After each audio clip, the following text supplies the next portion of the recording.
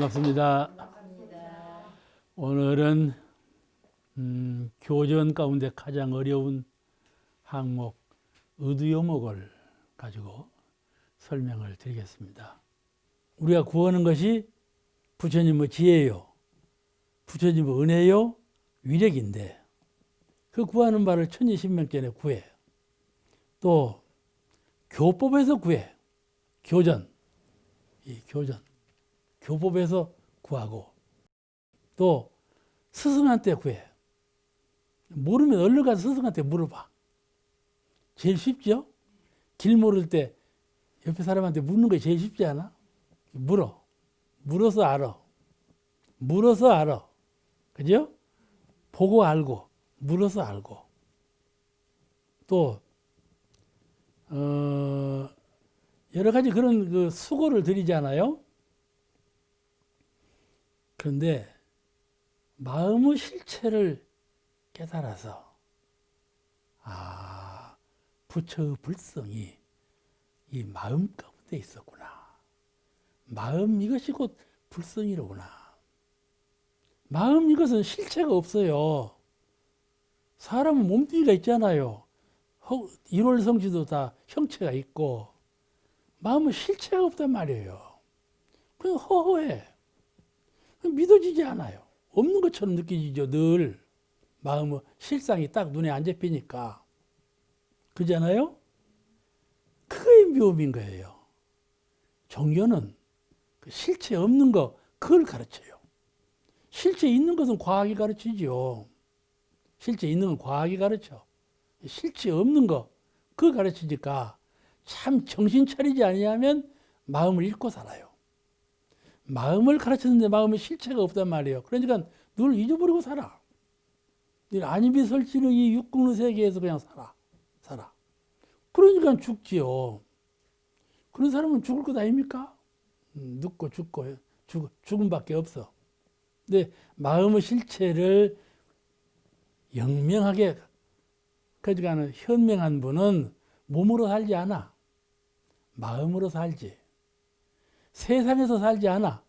법계에서 살지. 그죠? 이 법계에서 불성으로 살아. 현명한 분은. 근데 보통 사람은 이 세상에서 마음으로 살아.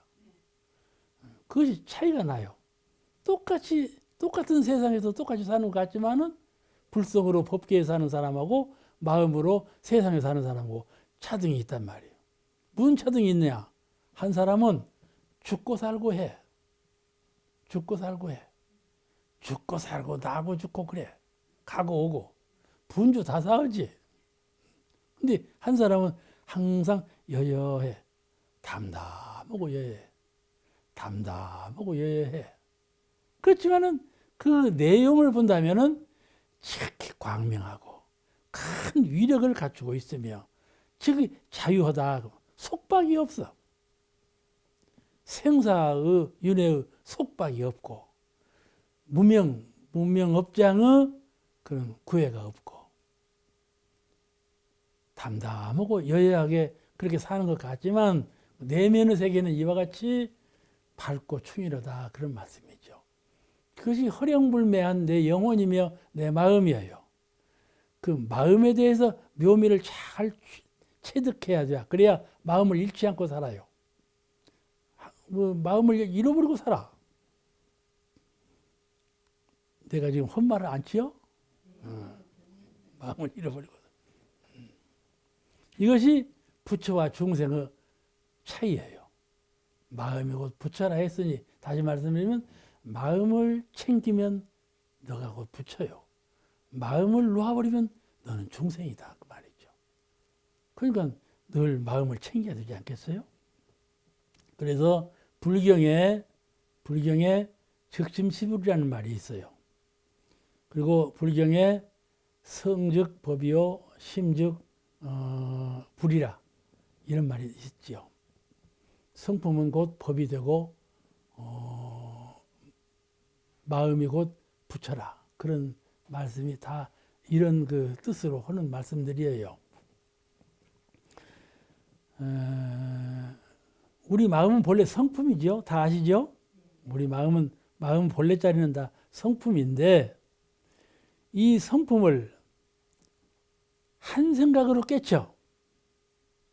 이 성품자리를. 그래서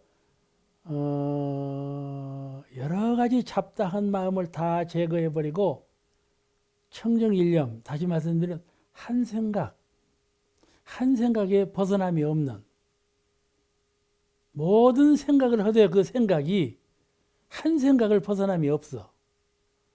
모든 사물을 응접하되 그 응접하는 주체가 한 생각을 벗어나지 않아.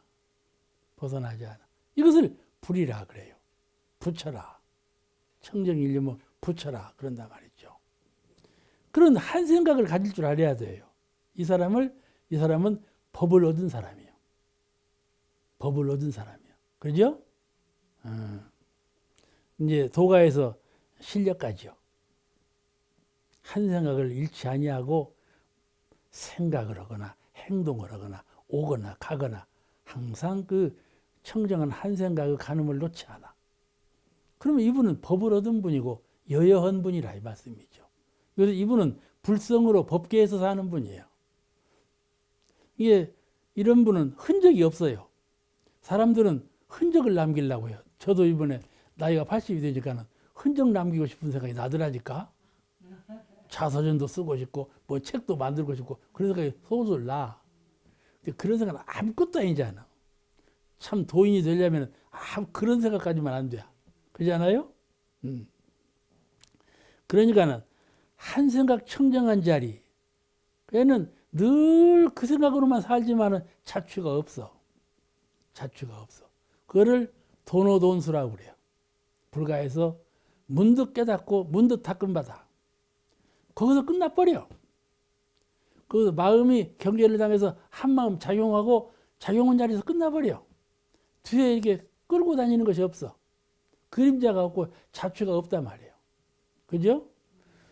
업은 본래 무명인지라 자성의 해공을 따라서 소멸되나니 그 말씀이 참의문에 나오죠. 그 말씀과 같이 업장도 없어 거기에는. 우리는 몰로 깨달아서 업장을 소멸하는 것은 오랜 세월 동안 업장을 소멸해야 된다 그러잖아요. 그죠? 그런데 문득 깨달으면 업장이라는 것은 어디에 있는가 하면 무명 속에 살고 있단 말이에요. 깨닫지 못한 마음에 살고 있어. 그런데 청정일념을 항상 딱 챙기고 있는 사람은 깨달음 속에 있기 때문에 무명이 없어. 그러니 업장이 없죠. 그죠? 몰라 알아듣는가 모르겠는데 그렇게 해서 그런 수행을 해보려고 하면 참 어려워요. 참 잘 안 되지만은 이념적으로는 그런 거란 말이에요. 이념적으로는 그런 거니까 우리가 그런 데 뜻을 두고 나도 도노돈수 공부를 할 수 있구나. 보조선사 말씀처럼 도노점수문이 일반적인데 나도 한번 도노돈수하는 공부를 할 수 있구나. 이런 긍지감을 갖고 공부하는 것도 매우 좋은 공부법이에요. 우리는 못한다. 그럴 일은 아니에요. 업장은 무명 속에 있기 때문에 무명만 없으면 되는 것 아니겠어요? 무명이 없으려면은 청정일념 한 생각을 항상 갖고 있어야 한다 말이죠. 이것이 마음이 부처예요. 마음이 곧 부처라 했으니 내가 진실로 청정일념을 늘 가져버리지 못한 사람은 마음이 곧 부처인 줄을 몰라. 그냥 말로만 알지. 말로만 알지.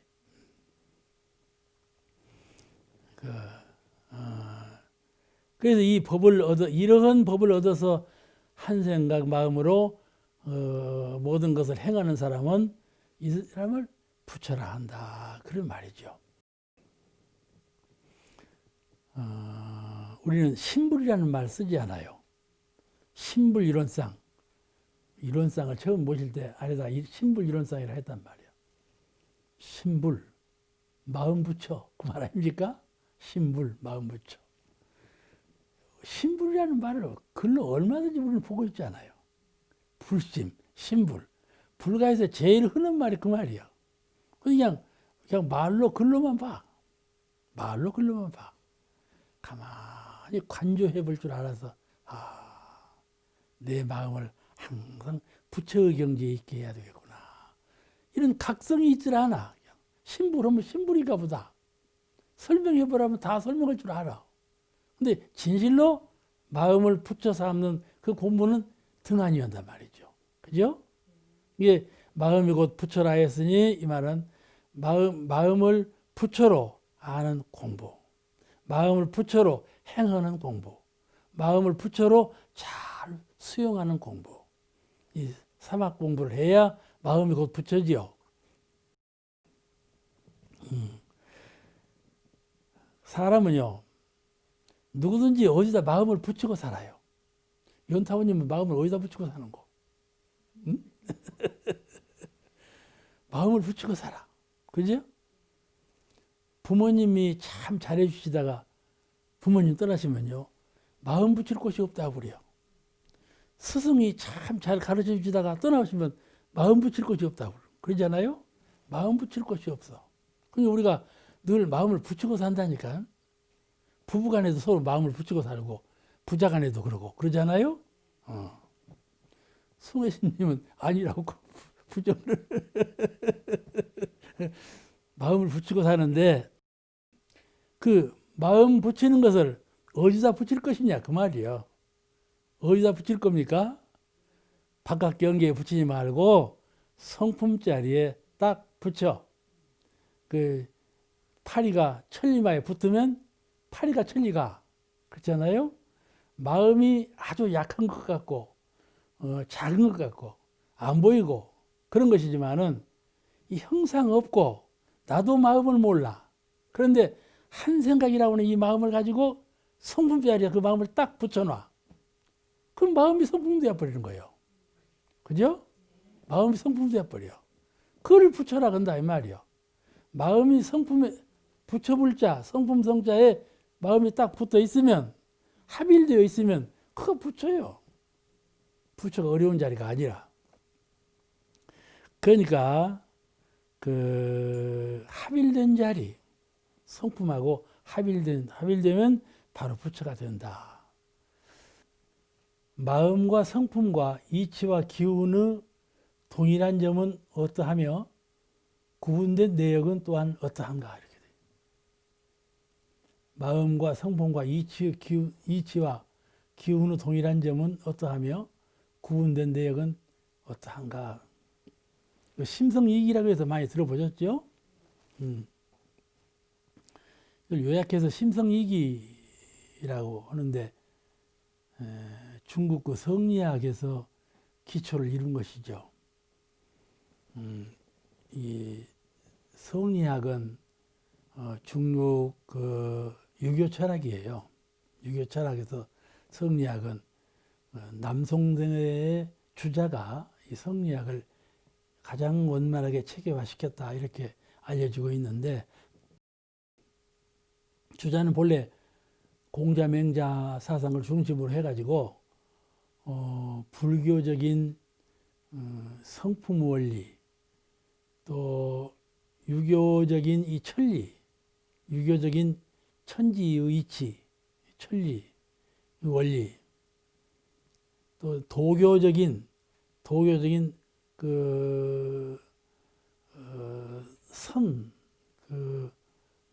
신선 있죠. 신선학 이런 그 신선의 도리 이런 것을 아주 집대성해 가지고 성리학을 체계적으로 잘 이루어냈어요. 이 성리학에서 심성이기를 매우 중요시 하는 거예요. 심성이기를 들어 말씀하신 것인데 심성이기의 동일한 점은 어떤 것이며 또 심성이기의 각자별로 차이가 나는 점은 어떤 점인가 이것을 한번 설명해 보라 이 말씀이거든요. 그걸 한번 설명해 보겠습니다. 선악간에 분별하는 마음이 심이고 우리가 선한 마음, 악한 마음 되죠? 집착하는 마음. 선악간에 분별하는 마음이 심이요. 그 다음에 성은 이 분별심의 바탕. 분별이 나오기 이전에 그 바탕 되는 것이 성품이고 이는 선악과 희로애라 그 심을 바라는 이치. 가령 어떤 때 선한 마음이 나오고 어떤 때 악한 마음이 나오고 그러죠? 그 이치가 있지 않아? 가령 경계가 역하면 악한 마음이 나오고 경계가 순하면 선한 마음이 나온다든지 이게 그 선한 마음, 악한 마음이 나오는 이치가 있죠? 그걸 이라 한다 그 말이에요. 선악, 희로애락, 희로애락도 함께 포함되는 말이에요. 그 바라게 하는 이치를 바라고 기는 단순하게 육체를 운행하는 그런 기운이라고 이렇게 말할 수가 있죠.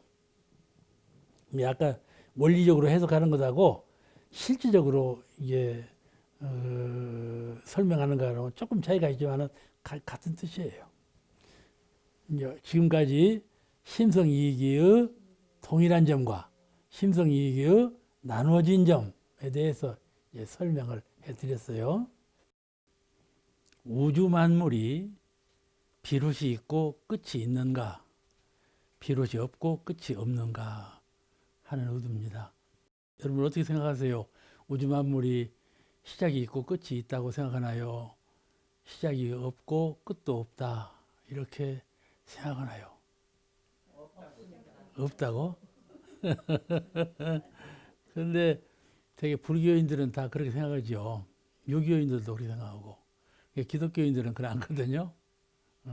창세기가 분명히 있고 이제 다 kö멸되는 시기가 온다 그렇게 말하지 않아요?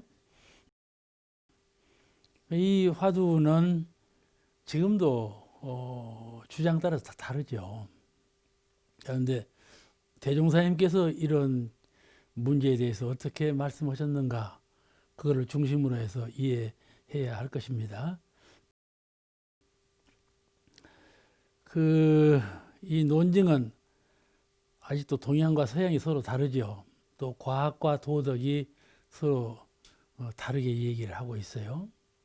그 점에 대해서 먼저 밝히고 대종사님께서 어떻게 이 문제를 말씀하셨나에 대해서 공부하시겠습니다. 동양에서는 대체적으로 순리자연하다. 이 우주 만물은 이치에 순해서 그대로 변화되고 있다. 그대로 운행되고 있다. 이게 보죠. 또 하나는 무시무종, 시작도 없고 끝이 없다. 이게 순리자연, 자연의 법도에 의해서 순리적으로 운행된다는 거죠. 순리, 어느 때 딱 끝나고 어느 때 딱 시작하고 이것이 아니고 이치에 순해서 그대로 작용만 할 뿐이다. 그럼에 따라서 무시무종, 영원한 과거로부터 영원한 미래에 이르기까지 시작이 없고 끝이 없이 항상 변화되고 있다. 이렇게 보는 견해가 동양적인 사고이며 종교가에서 주장하는 생각이에요. 이걸 어떻게 정견으로 바른 견해로 볼 것이냐 하는 문제죠. 이런 사상을 철학과 사상계에서는 어떻게 보는가 하면은 이제 꼭 또 과학에서도 잘 들어보셨죠? 빅뱅이라고 하는 거. 갑자기 펑 터지면서 전혀 그 공백의 상태에서 응결된 한 기운이 갑자기 팡 하고 터지면서 팽창되어 가고 있는데 지금도 우주 항성들 여러 항체는 자꾸 확장되어 가고 있어서 가령 태양하고 뭐 행성하고 거리가 멀어진다 이것이죠. 멀어져.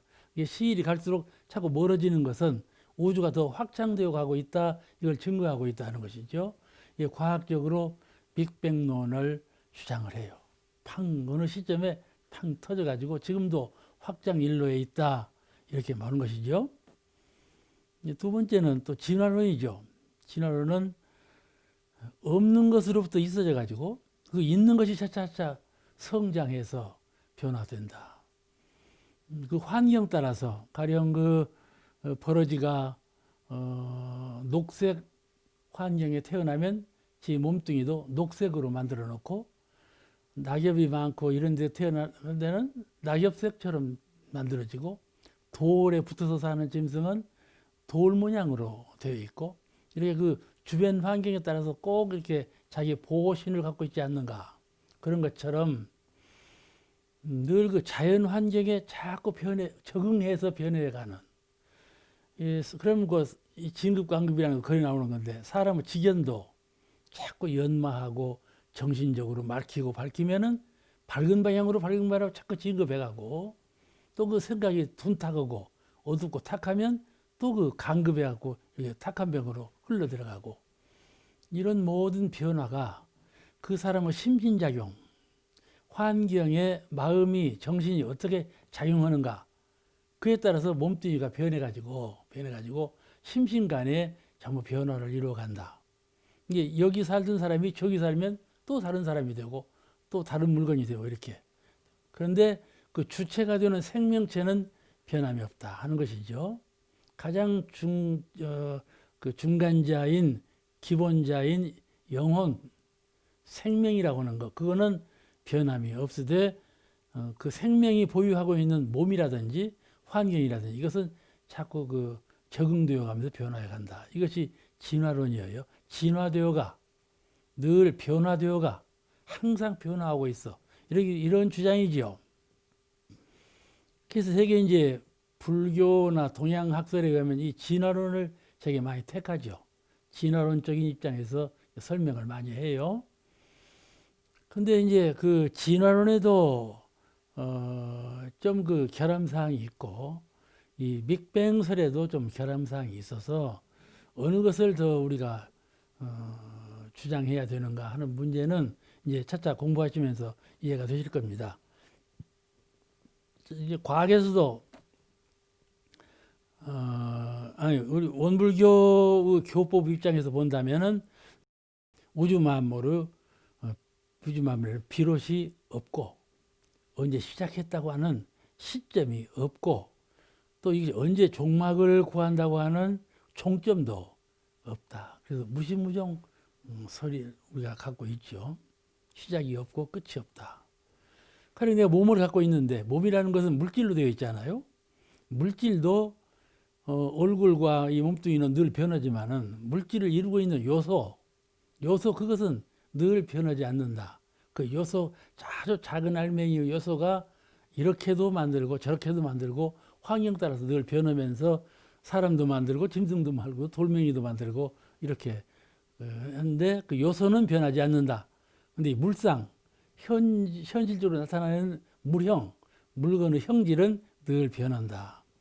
이것이 이제 그 불교적인 견해죠. 그래서 비롯이 없고 그 요소만큼은 사람으로 말하면 영혼, 물질로 말하면 원소, 그 원소만큼은 변함이 없는데 항상 시시각각으로 늘 변화를 이루어간다. 그런 주장이에요. 그런데 이제 그런 주장만을 갖고 우주 만유를 설명할 수는 또 없어요. 결함이 있어요. 그래서 이제 그 대종사님께서 말씀하신 이 우주관, 또 이 물질관, 정신관 이런 것들을 우리가 배워야 이런 것을 다 극복할 수 있다 하는 말씀을 오늘 이 장에서 공부하셨으면 좋겠습니다. 나타난 자리는 과거 세계죠. 합리주의 세계죠.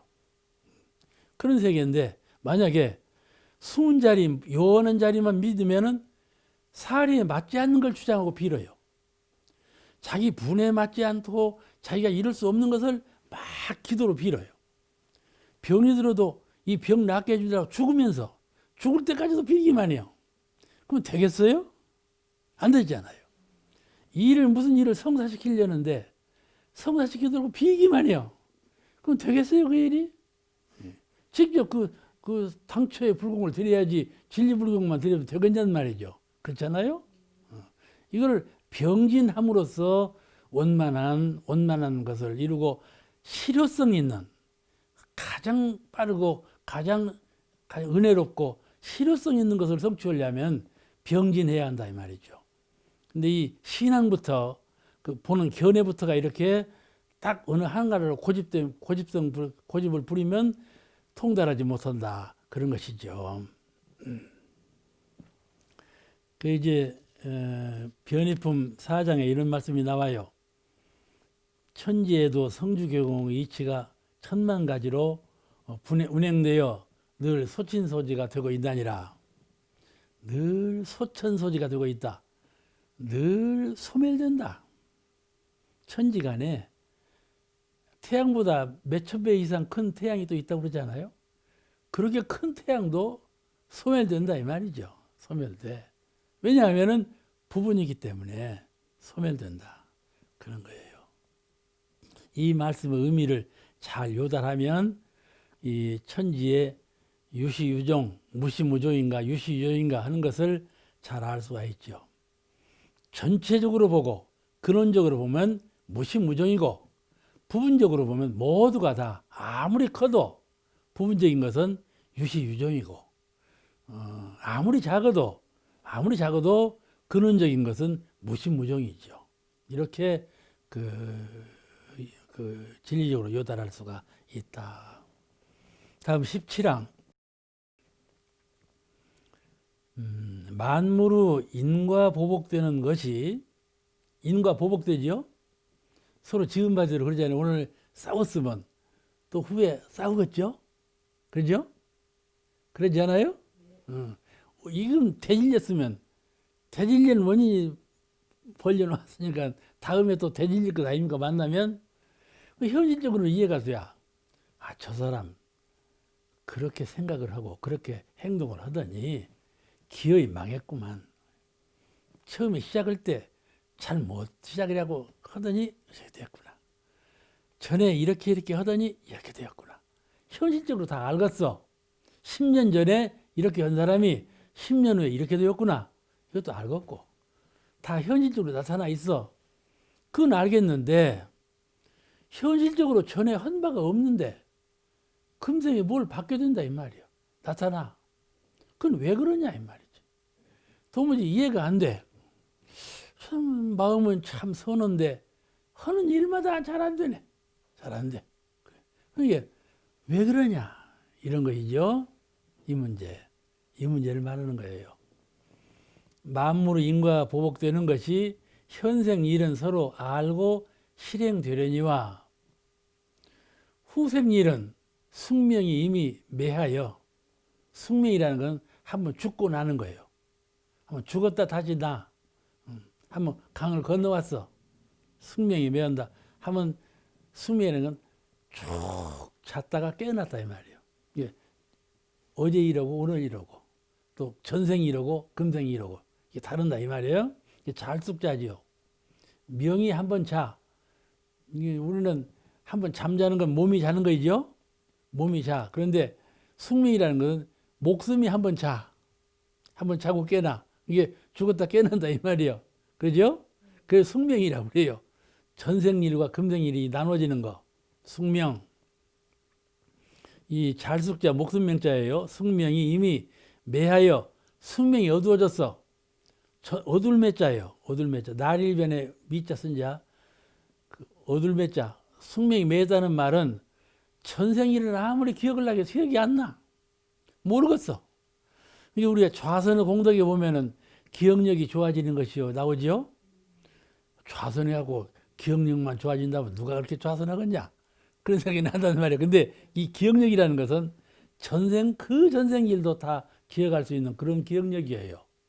그러니까 기억력이 좋아지는 건 좋죠? 현생 살기도 기억력이 좋아야 해두가 발달하죠. 좋은 건데 이 기억이라는 것은 전생 일도 기억할 수 있는 기억력이 아주 더 원만한 기억력이죠. 여기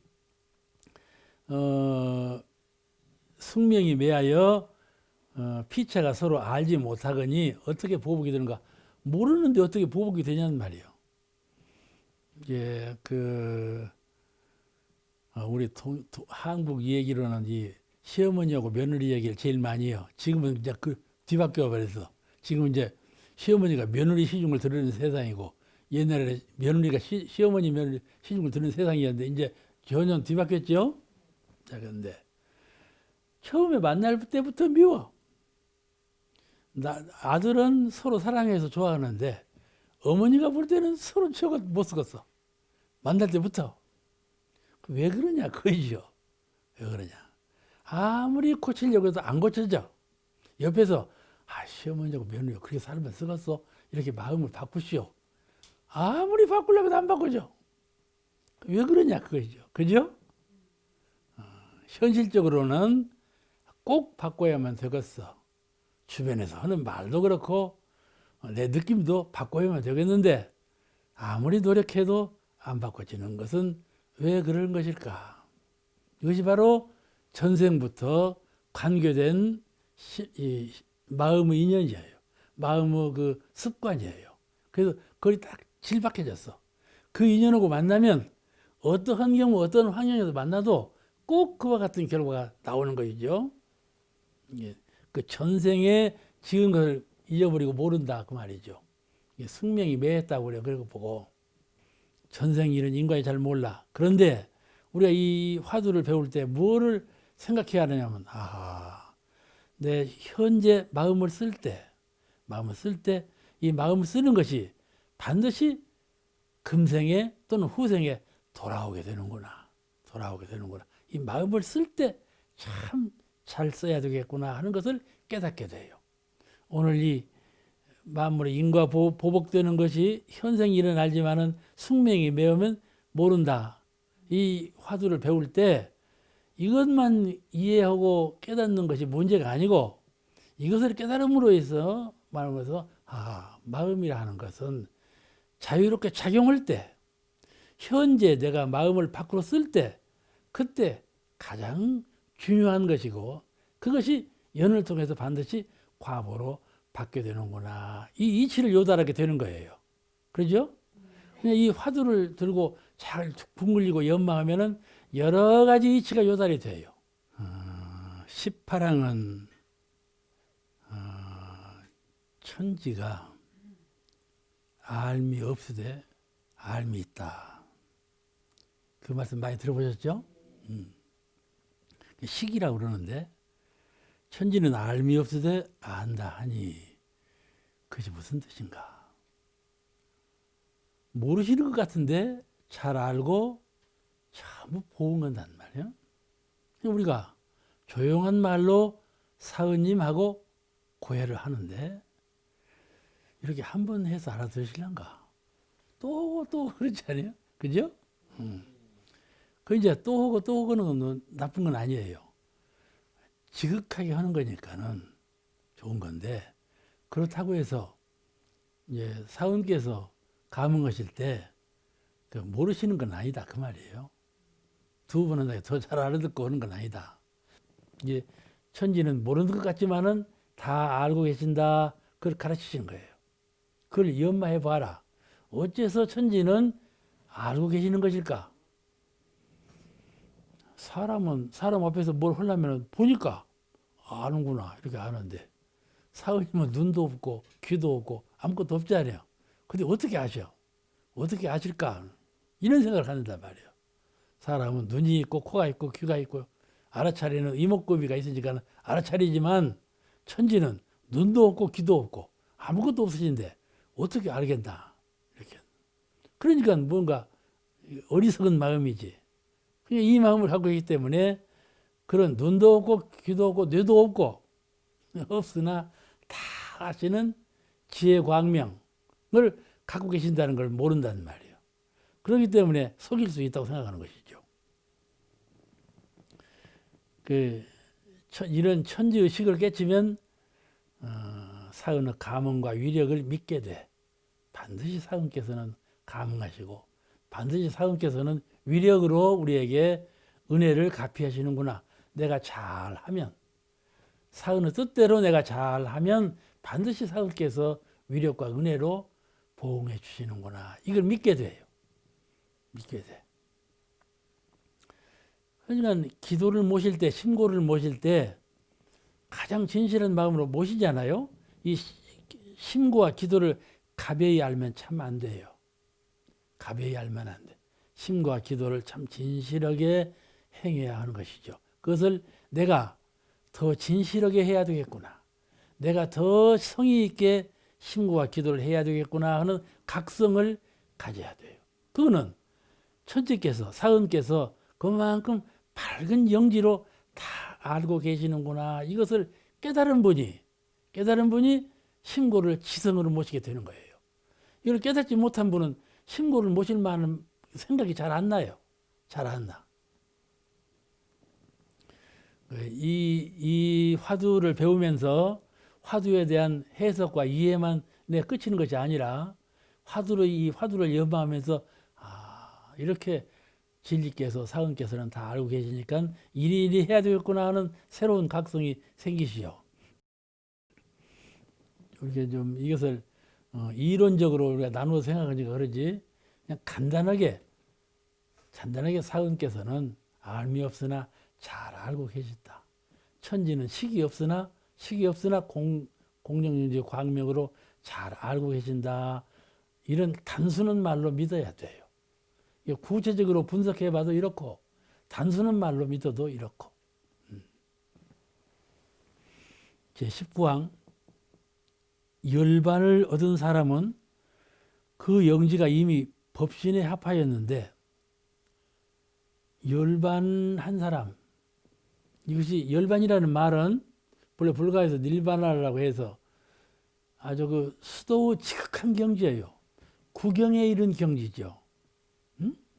모든 것을 초월해서 이 대자연의 진리와 합이른 자리에 몰입한 경지, 그걸 열반이라고 그러죠.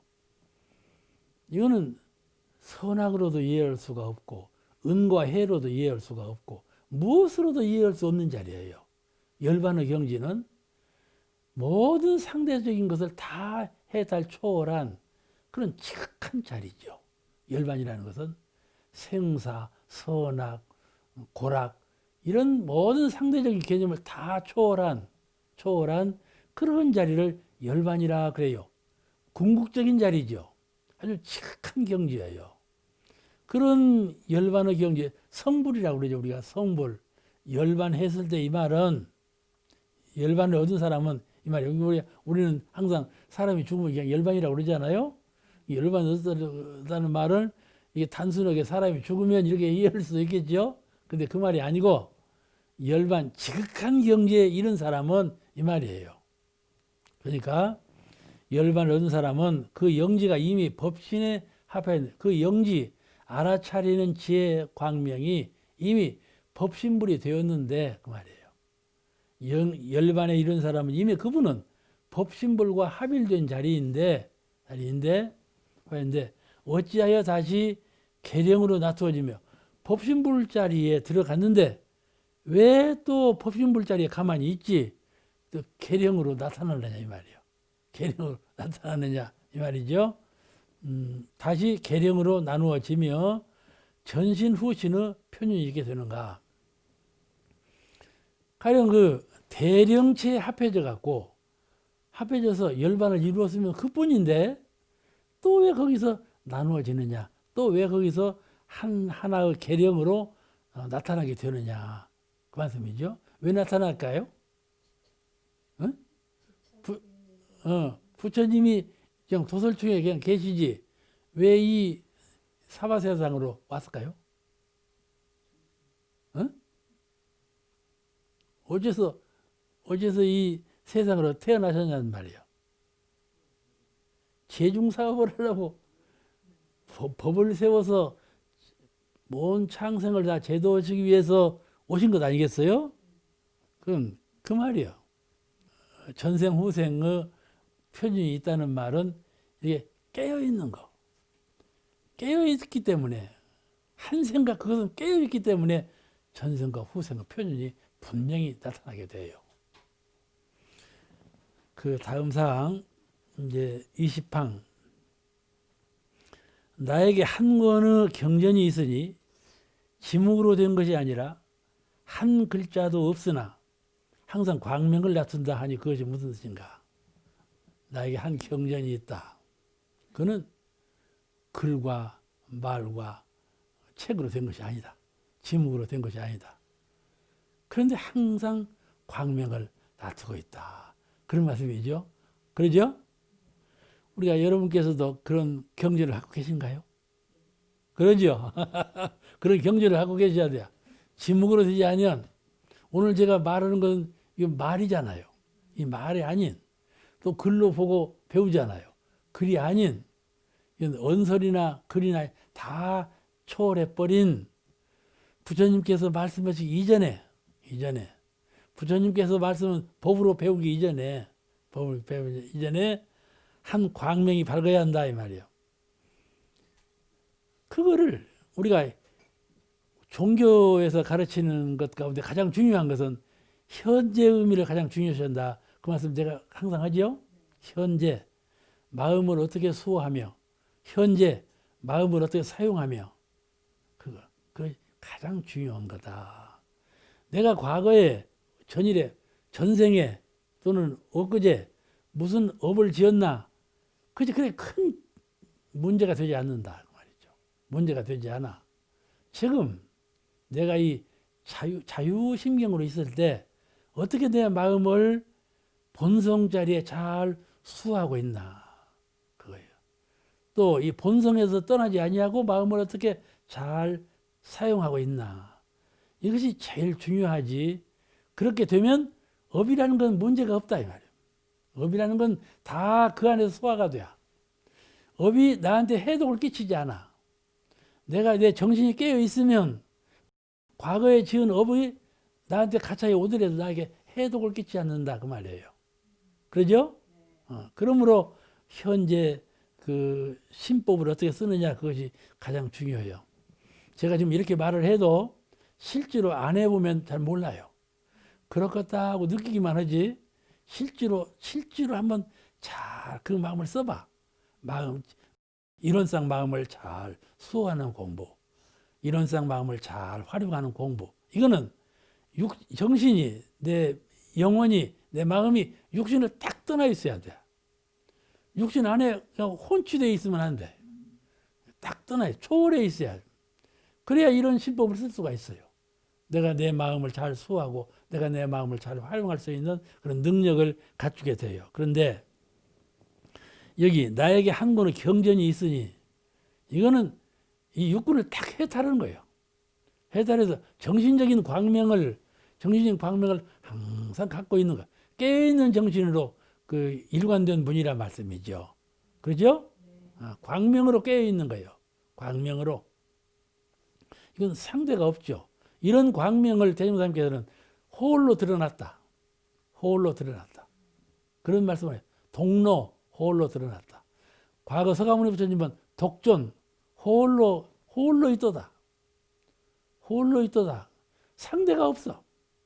그런 자리로 항상 깨어 있어야 하는 정신은 깨어 있으면 업도라는 것은 그렇게 크게 문제될 것이 없다. 그 업이 나에게 해독을 끼치지 않는다. 그런데 한 권의 경전이 있으니 그 경전을 늘 갖고 있어라. 경전이라는 건 뭡니까? 성품의 광명을 말씀으로 전해주고 너에게 성품의 광명이 있으니 성품을 찾아서 성품을 수호하라. 성품을 잘 찾아서 성품을 잘 활용하라. 그걸 가르치신 것이 경전 아니에요. 경전이요. 그럼 그 가르침을 잘 받아서 이미 나에게 광명을 딱 내가 찾아보고 갖고 있단 말이에요. 그러면 경전은 필요 없지 않아요. 강을 건넜으면 나룻배는 필요 없는 것 아니에요. 내가 손가락을 보고 달을 봤으면 달을 내가 가져왔으면 손가락은 필요 없는 것 아니에요. 그러니까 손가락 보고 강을 건너는 배가 다 없고 오직 나에게는 광명한 내 마음뿐이로다 그 말씀이거든요. 지묵으로 된 것이 아니다. 그런 말이에요. 가질 수 있겠죠? 충분히 가질 수가 있죠. 그러니까 이 지묵으로 얽매이면 안 돼. 내가 뭘 많이 알고 있어. 식견으로. 그럼 내가 공부를 많이 했다. 그건 아니에요. 물론 그것이 공부는 바탕이 되지만은 그것 자체가 공부는 아니다 이 말이지. 그것으로 진정한 마음을 밝혀야 돼. 그래서 상없는 마음의 광명을 늘 수호하고 있은 그런 공부심이라야 되지 않겠어요? 이제 이 말이 어디서 나왔는가 하면은 아유 일공경하니 불인 지목성이요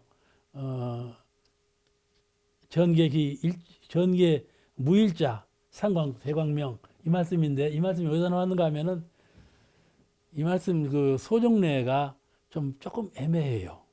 이 말씀이 어디서 나왔는가는 서산대사가 우리로 말하는 의식집이지. 의식 진행할 때 쓰는 집, 그 책을 만들었는데 그 책 이름이 운수단이라는 책이고요. 예문집인데 운수단이라는 책임인데 거기에 이 글귀가 있다고 그래요. 이 글귀가 있다고 그래요. 그런데 이 글귀가 보변화된 것은 책은담에 나오는 말씀이요. 책은담에서 나오는 말씀으로 많은 대중이 다 알고 있죠. 이 아주 좋은 말씀이잖아요. 나에게 한 어느 경전이 있으니 지묵으로 등이 이루어지지 아니하되 등이 항상 광명을 바란다. 이 우리에게 수행의 표준이에요. 모든 것을 놓아버려. 얹어놓을 것이 없어. 얹어놓을 것이 없어. 그러니까 우리는 올 때, 이 세상에 올 때 짐을 지고 나왔어. 그죠? 짐을 지고. 그 짐을 탁 부려버려. 탁 부려버려. 부려버리고 얻은 것이 뭐예요? 그 마음의 광명이라 이 말이에요. 온전한 마음, 아주 신령하고 광명한 마음이라 이 말이에요. 그걸 다 수지하고 있어야 한단 말이죠. 그러면은 다시 무엇인가 한 물건 올려놓을 것이 없어. 내 영대 위에다가 짐을 질 것이 없어. 짐을 질 것이 없어. 제가 그래서 지난번 원불교 신문에 시를 하나 냈는데 다 시 읽어보셨나 몰라? 읽어보셨어? 회장님은 안 읽어보셨는가 아마? 대답이 없는 거 보니까. 그 시에 써놨어 내가 그렇게. 우리가 항상 짐을 벗어버려. 업도윤회에 내가 있다 하는 중생보호 짐을 벗어버려. 그게 한 생각이야. 오랫동안 짐 벗을 필요가 없어. 내가 이 짐을 10년을 갖건가 100년을 갖건가 100생을 갖건가 하는 걱정이 없이 탁 투철한 한 생각으로 탁 벗어버려. 그것이 깨달음이라. 깨달음이라. 그래서 참 잘 수행하는 분은 이런 깨달음을 가지고 본성을 여의지 아니할 때 우리는 이런 의두요목에서 나오는 모든 불성자리 이 자리를 다 두들길 수가 있어요. 제가 지금 이 의두요목을 20개 항을 대종사님 말씀을 빌어 설명을 드리고 있는데 이 20개 항이 모두가 다 한 생각으로 짐을 탁 벗어버리고 그런 광명한 직연으로 토철한 안목으로 이 의두를 관조하면 풀리지 않을 것이 없어요. 전부 불성자리를 두들기는 것이기 때문에 불성자리가 일목요연하게 목전에 잘 나타나리라고 그렇게 생각을 합니다.